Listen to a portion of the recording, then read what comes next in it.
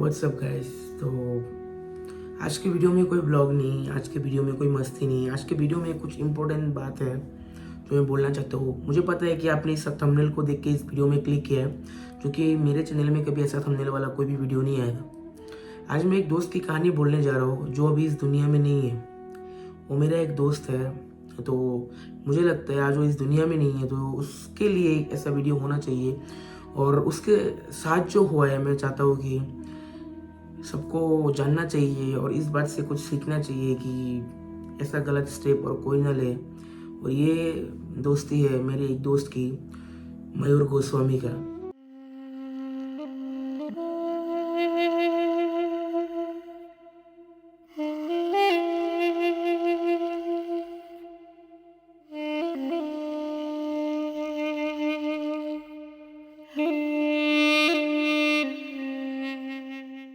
तो जो लोग मेरे वीडियो बहुत पहले से देखते हैं उनको पता होगा कि मैं डीपीएस गुवाहाटी से पास आउट हूँ।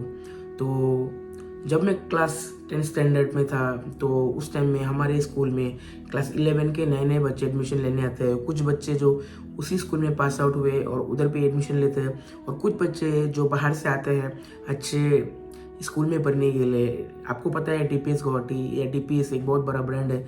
जैसे हम लोग गए थे ऐसे वो भी आया था, बहुत बच्चे आ रहा था, बहुत दोस्त बन रहा था हम लोग का। लास्ट ऑफ द मोमेंट एक लड़का आता है जिसका नाम था मयूर गोस्वामी, और हमने बहुत नाम सुना था उसका, क्योंकि हमारे स्कूल में एक बात फैल गया था कि एक बच्चा आया है हॉस्टल में जो कि सीबीएसई बोर्ड्स में पूरा इंडिया में 5th रैंक लाया है। तो हम लोग तो मतलब इतना अच्छा नहीं थे पढ़ाई में, अभी भी नहीं हूँ, मतलब टू बी ऑनेस्टली इतना अच्छा नहीं हो पढ़ाई में।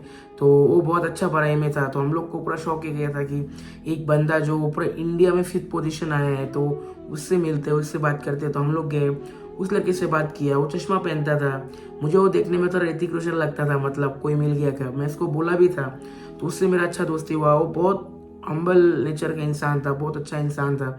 उससे बात करके बहुत पॉजिटिविटी फील होता था, तो वो हमारा दोस्त बन गया था। तो उसके बाद मैं क्लास 10 ख़त्म करने के बाद उसके साथ मैं 1 साल था हॉस्टल में। तो जब मेरा 10 स्टैंडर्ड ख़त्म हुआ तो मैं हॉस्टल छोड़ दिया, क्योंकि बचपन से मैं हॉस्टल पर रहा था। तो मेरे घर से भी बोला था कि तुम अभी हॉस्टल मत पढ़ो, 2 साल इधर पे रह लो, बाकी फिर से क्लास 12 के बाद तुम्हें बाहर ही जाना है। तो मैं घर में आ गया था।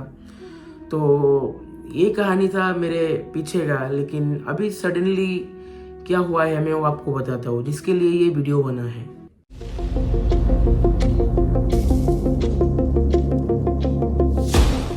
आज से 3-4 दिन पहले मैं गुवाहाटी गया था, मेरी नज़दीकी शहर, आसाम का कैपिटल गुवाहाटी, मेरे पापा के साथ कुछ काम की वजह से।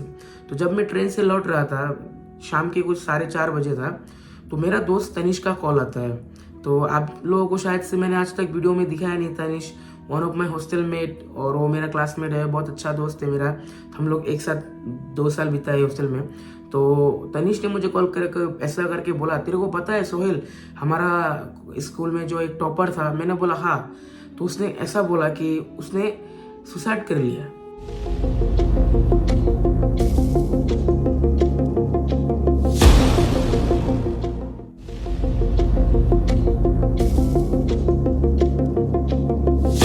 और मैं सुनने के बाद शॉक्ड हो गया। मैं सोचा कि तू मेरे से मजाक तो नहीं कर रहे हो। बोला है कि नहीं। उसने तभी मेरे को डायरेक्टली एक न्यूज़ पोर्टल का स्क्रीनशॉट मार के भेजा, प्राग न्यूज़ का, जो कि आसाम में बहुत फेमस है। उसके बाद मेरे को बिलीव हुआ। मैं स्कूल में कॉल किया, रिसेप्शन में कॉल किया, बाद में मुझे जाके पता चला कि हाँ, तनी झूठ नहीं बोल रहा था, ये रियल था।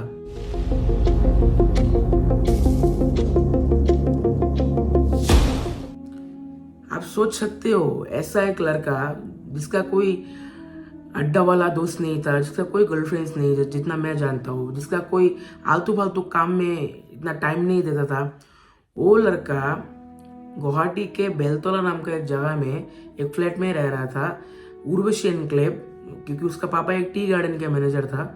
और वो एक केयर टेकर के साथ रहता था, अपने केयर टेकर के साथ, क्योंकि उसका मेरा दोस्त का जो मम्मी था मयूर का, वो 7 साल पहले गुजर चुका था। तो वो अकेला था, उसका पापा उसको अच्छा स्टडीज के लिए गुवाहाटी भेजा था। तो हॉस्टल में ही था, लेकिन कुछ दिन के लिए एग्जाम, उस दिन सीबीएसई बोर्ड का क्लास 12 का फर्स्ट एग्जाम था। तो वो एग्जाम देने के लिए बाहर से देने के लिए आया था, फ्लैट में रह के देना चाहता था। तो उस दिन सुबह जब केयर टेकर उसके रूम में गया तो वो लॉक था, बहुत बार नॉक करने के बाद भी वो नहीं खोला। जब वो सिक्योरिटी गार्ड को बुलाया, दरवाज़ा तोड़ के देखा कि फैन के साथ टंगा हुआ है, मतलब हैंगिंग है।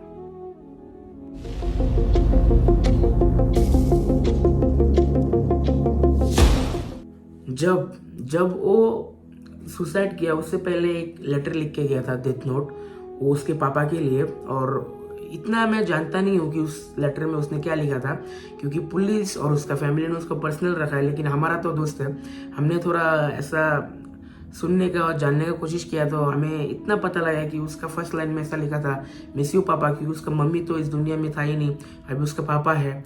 तो उसने उधर पे कुछ फीलिंग्स लिखा था।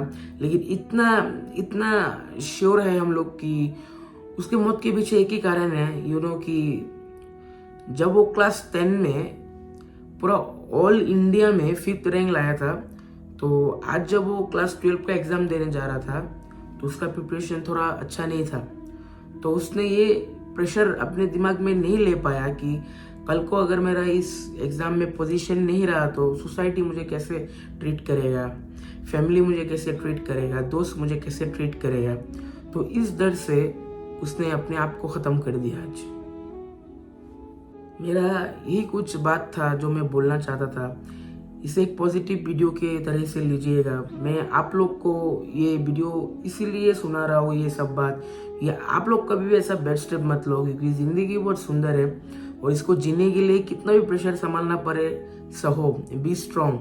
तुम मेरे दोस्त जैसा मत करो। आज मेरे को बुरा लग रहा है, 2 दिन पहले उस दोस्त का बेस्ट फ्रेंड जो उस हमारे साथ कॉलेज में था, बितुपन, उसके साथ बात हो रहा था। उसका तो 14 साल का दोस्ती था। वो मुझसे बात कर रहा था तो मैं उसको उसका फीलिंग समझा हो कि वो कैसे बात कर रहा था मुझसे। उसने ऐसा बोला कि भाई अगर गर्लफ्रेंड भी छोड़ के जाता ना तो इतना दर्द नहीं होता जितना उसके मरने पर हो रहा है। तुम समझ सकते हो इस बात में कितना दर्द है।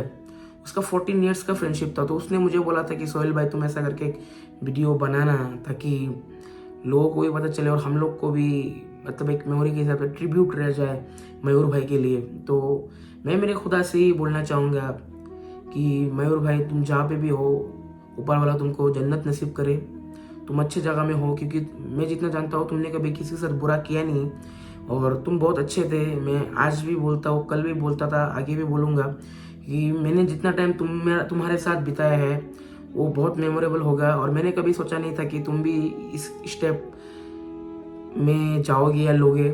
और मेरे को भरोसा नहीं हुआ था जब मेरे को तनिष ने बोला था कि तुमने ऐसा कुछ काम किया है बोल के। और बहुत दर्द हुआ था उस दिन सुन के, लेकिन मैं भी एक्सेप्ट नहीं कर पा रहा था कि मेरा दिमाग में भी ये घूम रहा था। लेकिन मैं सबको ये बोलना चाहूँगा, ज़िंदगी में जितना भी मुसीबत हो तुम कभी भी ये स्टेप मत लो। एक दफ़ा तुम्हारे मम्मी और पापा के लिए सोचो, छोटे भाई बहन के लिए सोचो कि उनके ऊपर से क्या बीतेगा। That's all for today. और मैं बात नहीं करना चाहूँगा, मुझे लगता है आपको समझ में आ गया होगा। मैं सिर्फ यही बोलना चाहूँगा, आप सब लोग मयूर के लिए दुआ कीजिए, वो एक अच्छा जगह में हो और उसको जन्नत नसीब हो, मैं ही चाहूँगा।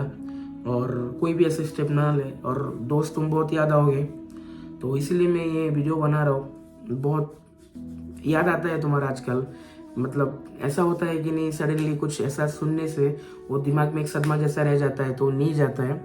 तो मिस यू लॉट्स मयूर भाई, तुम जहाँ पे भी हो अच्छे से रहना। बाय बाय गाइस, आज के लिए इतना था। फिर से एक अच्छे वीडियो के साथ मिलता हूँ।